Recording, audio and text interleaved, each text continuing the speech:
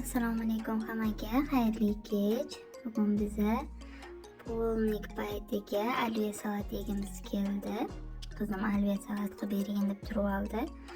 Xo'p deb hamma narsadan qaynatishga qo'yib, keyin qizim o'ziga berdim archilab berishga. Tuxumlardan ko'rsanglar bo'ladi. Qizim archilaganini bitta o'zi mana hamma narsadan to'g'rashga tayyor qilib oldim, lekin to'g'ragan jarayonimni sizlarga qo'ymadim, chunki menda hali unaqa hamma apparaturalarim yo'q.